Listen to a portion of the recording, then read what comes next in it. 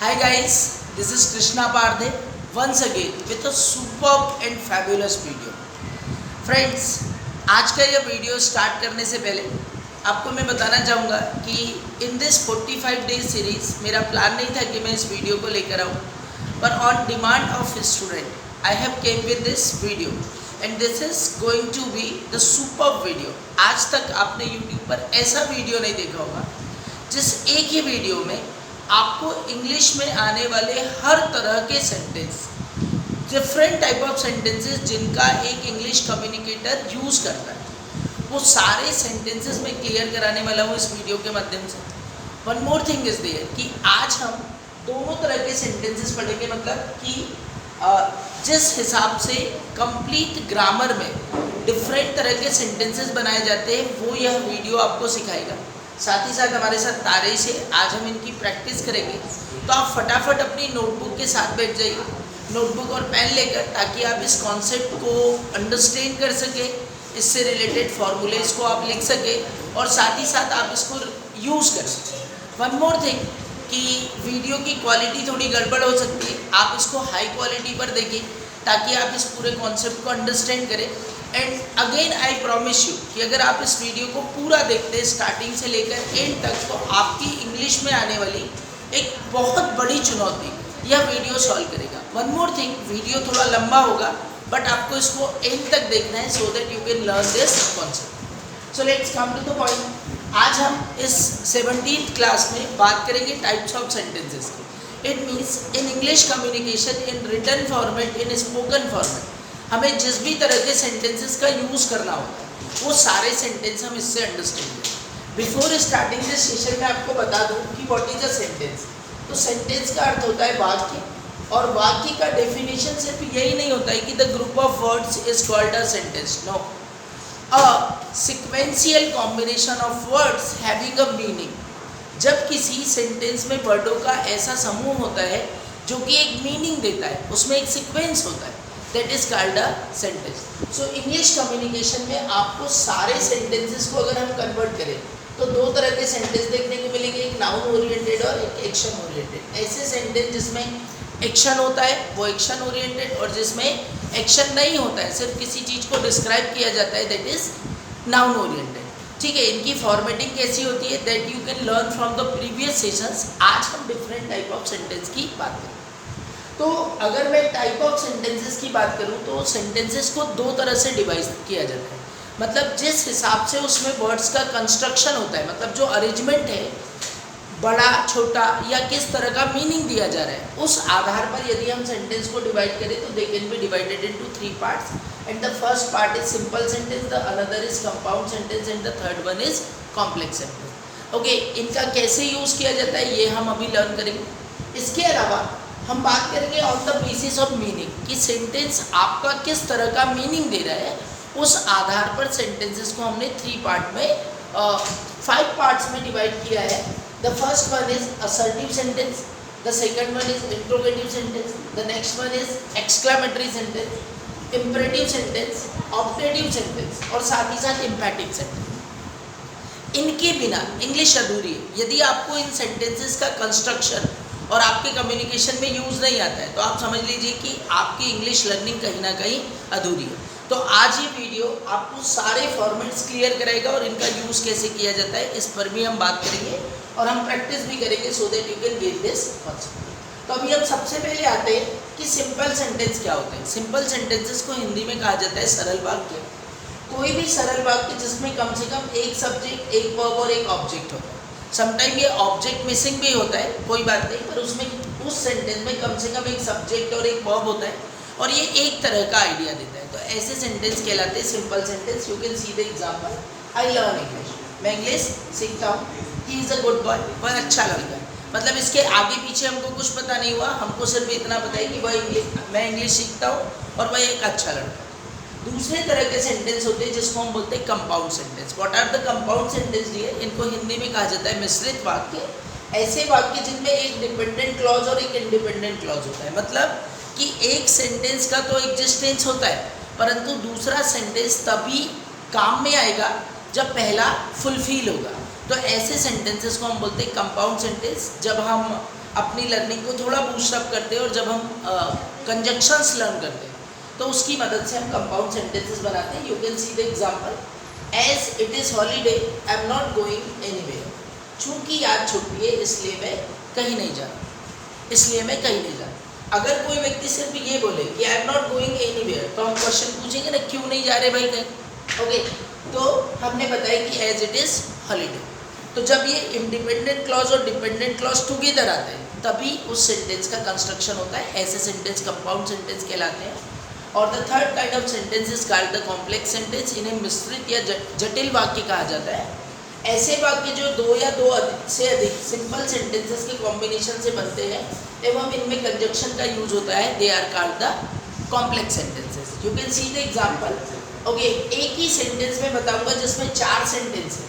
I always tell you what I know but you never tell me what you no.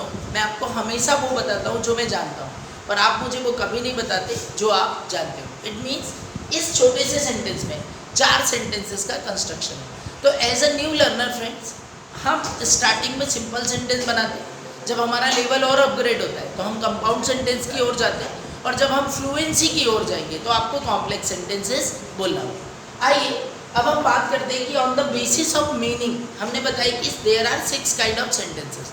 अभी हम देखेंगे कि इनका कंस्ट्रक्शन कैसे हो रहा है और इनका यूज़ कैसे हो रहा है।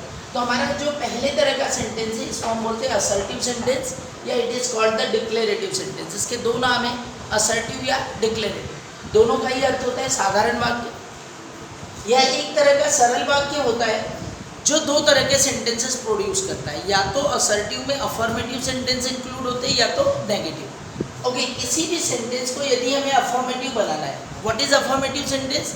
तो ऐसा सेंटेंस जो कि पॉजिटिव मीनिंग देता है, मतलब उसमें कोई भी नहीं की बात नहीं होती, तो ऐसा सेंटेंस अफर्मेटिव सेंटेंस होता है। और इसके कंस्ट्रक्शन के लिए हम एक फार्मूला यूज करते हैं। देखिए कौन सा फार्मूला है, subject plus helping verb plus main verb plus object. ध्यान रखना है दोस्तों, किसी भी सेंटेंस का अरेंजमेंट आप इसी तरह से करेंगे। यदि अफर्मेटिव है तो subject, helping verb, main verb और ऑब्जेक्ट। और दूसरी तरह का सेंटेंस होता है जिसको नेगेटिव सेंटेंस बोलते हैं। हमारे बहुत सारे नए लर्नर क्या करते हैं कि सिर्फ नॉट लगाकर सेंटेंस को नेगेटिव बना देते हैं। That is injustice with grammar. What you need to do कि जब भी किसी स्टेटमेंट को नेगेटिव बनाना है तो आपको एक कसम खा लेनी है, ये डिसाइड कर लेना है कि मैं हेल्पिंग वर्ब में नॉट लगाऊंगा तभी मैं सेंटेंस को नेगेटिव बनाऊंगा। तो for affirmative sentence the construction is subject, helping verb, main verb then object. और यदि आपको नेगेटिव बनाना है तो subject, helping verb then main verb then object. ये एक बेसिक कंस्ट्रक्शन का फॉर्मूला हो गया। एग्जांपल देखते हैं। ही इज लर्निंग इंग्लिश, वह इंग्लिश सीख रहा है, वह इंग्लिश सीख रहा है। I have finished my work, मैंने अपना काम फिनिश कर। अब यदि मुझे इनको नेगेटिव में कन्वर्ट करना है तो मुझे क्या करना पड़ेगा, he is not learning English. तो आपने क्या किया, इसके साथ नॉट लगा दिया। ओके, और सारा सेंटेंस वैसे का वैसे ही कंस्ट्रक्ट कर दिया।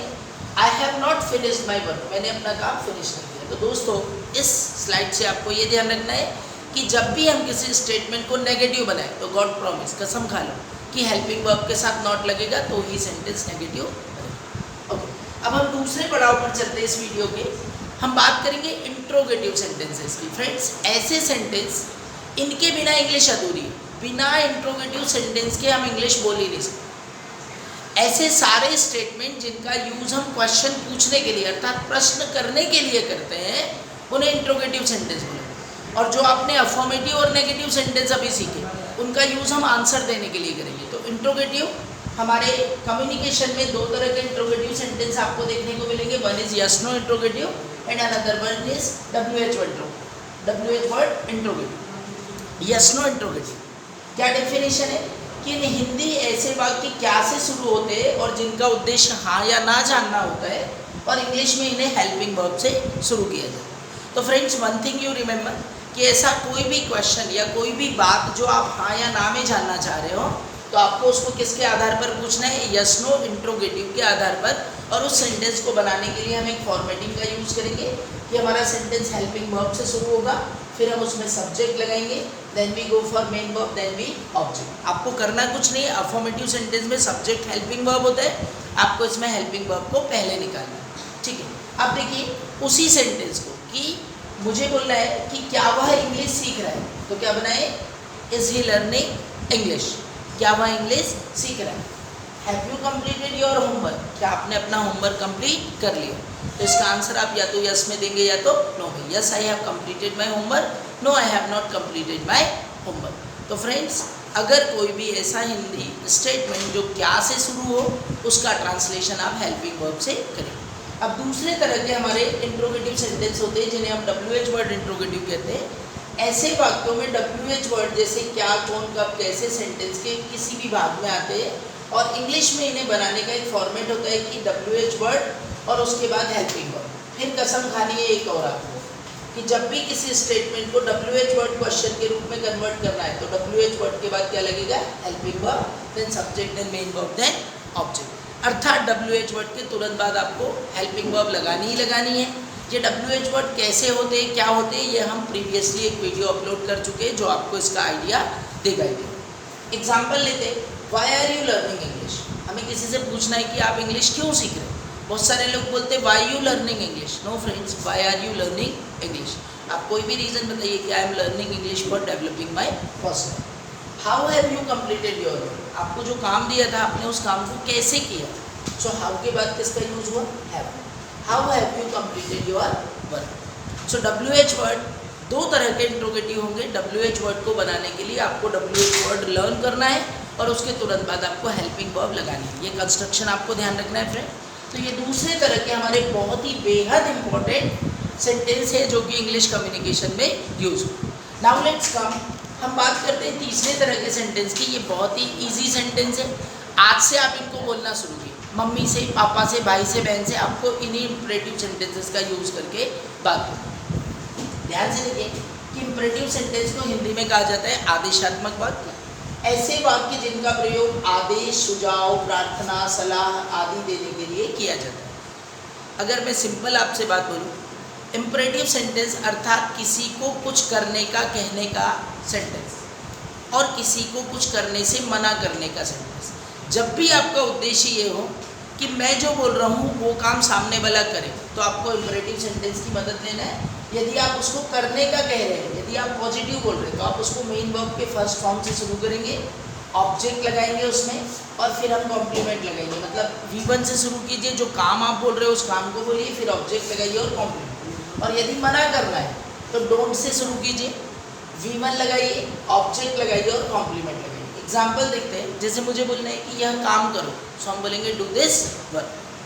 Please switch off the light, light बंद कर दीजिए, कृपया लाइट बंद कर दीजिए। स्टैंड इन अ क्यू, इधर उधर क्यों खड़े हो, कतार में खड़े रहिए, stand in a Q. Bring me my book, मेरे लिए अपनी बुक ले आओ, ब्रिंग मी माई बुक। तो जो भी एक्शन अगर आपको बोलनी है, जैसे मैं बोलूँ इधर आओ तो आने को क्या बोलते हैं, कम, तो आप बोलेंगे कम ही, ओके। वहाँ खड़े हो जाओ तो आप बोलेंगे स्टे देयर, ओके। मोबाइल बंद करो तो हम बोलेंगे switch off your mobile.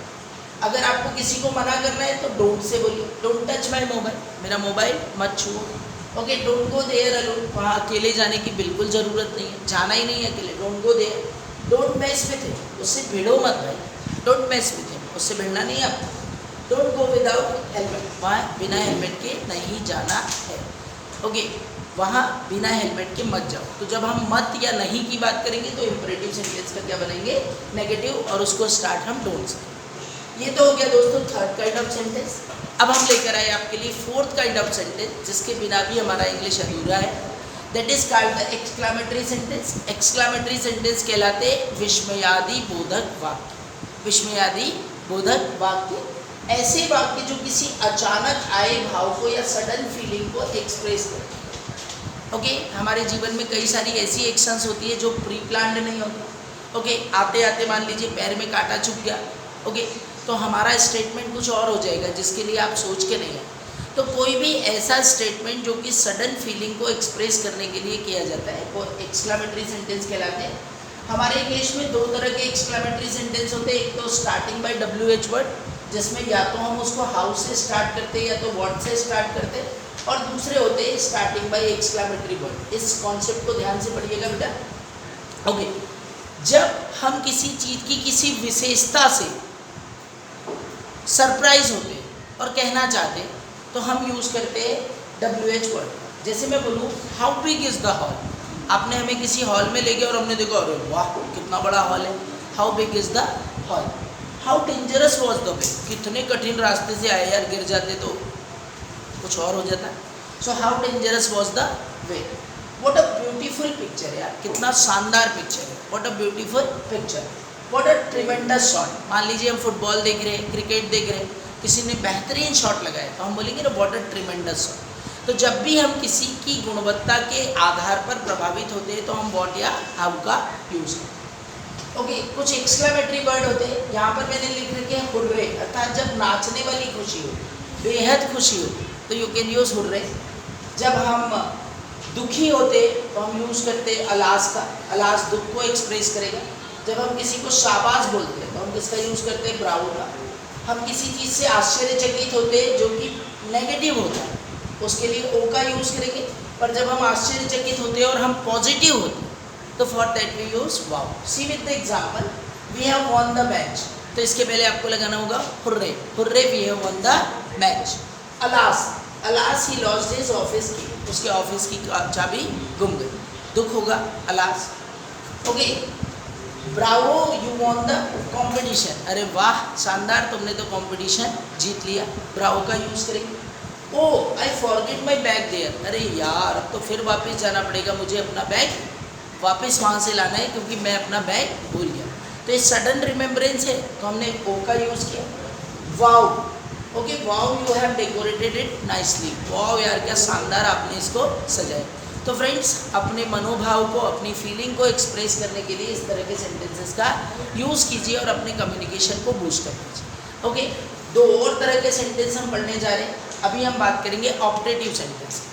Optative sentence होते हैं फ्रेंड्स, इन्हें कहा जाता है इच्छा सूचक वाक्य। क्या कहा जाता है, इच्छा सूचक वाक्य। ओके, ऐसे वाक्य जिनका प्रयोग किसी विश को, ब्लेस को, कर्ज को करने के लिए किया जाता है। अर्थात जब हम किसी को शुभकामनाएं देते, हम किसी को आशीर्वाद देते, हम किसी को कर्ज करते, मतलब हम किसी को श्रापित करते हैं, बुरा बोलते हैं, तब हम किसका यूज़ करेंगे, ऑप्टेटिव सेंटेंस।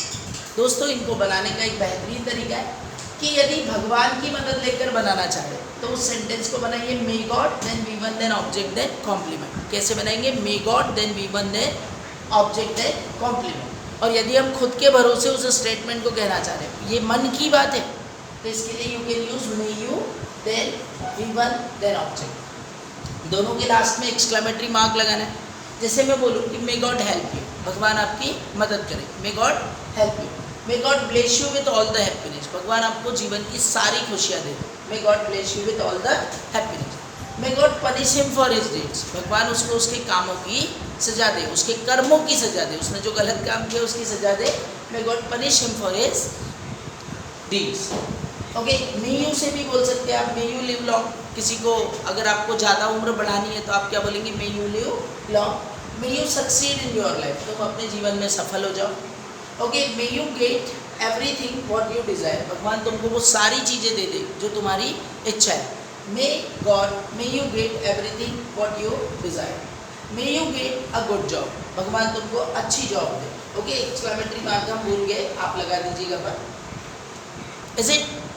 तो ये हो गए हमारे ऑप्टेटिव सेंटेंस। ध्यान रखिएगा दोस्तों, जब भी आपको मन की बात कहनी है, किसी के लिए दुआएं करनी, तो आप या तो उसको मे से स्टार्ट करेंगे या तो मे यू से स्टार्ट करेंगे, मे गॉड से स्टार्ट करेंगे। ठीक है, last but not the least, इसके बाद हमारी फुल प्रैक्टिस होगी इन सेंटेंसेस को लेकर तारिश भाई के साथ। लास्ट के सेंटेंस होते हैं जिन्हें हम बोलते हैं इम्फैटिक सेंटेंस, इन्हें इम्फैटिक सेंटेंस कहा जाता है। इम्फैटिक सेंटेंस ऐसे होते हैं दोस्तों, ये जोड़ देने वाले वाक्य होते हैं। कौन से? जोड़ देने वाले वाक्य। जब आपकी बात कोई एक बार में एक्सेप्ट नहीं करता है और आप उसको अपनी बात मनवाना चाहते कि मैं करता ही हूँ, मैं करता ही तो हूँ, तो ऐसे स्टेटमेंट के लिए एक बेसिक फॉर्मूला है कि आप उसको सब्जेक्ट से शुरू करेंगे। अकॉर्डिंग टू टाइम और सब्जेक्ट आप डू डज डिड का प्रयोग करेंगे। ये हमारे लास्ट सेशंस में डू डज डिड का हमने प्रयोग बताया कि यदि हम प्रेजेंट की बात करते हैं तो डू डज का प्रयोग करेंगे, पास्ट की बात करेंगे तो डिड का प्रयोग करेंगे और इसके साथ वी1 लगाकर ऑब्जेक्ट लगेंगे, जोड़ देने वाले। I do finish my work on time, मैं अपना काम समय पर फिनिश तो करता हूँ, आप मुझे ज़बरदस्ती बोलते हो। I do finish my work on time. She does complete homework daily, वो रोज ही तो करके लाती है अपना होमवर्क।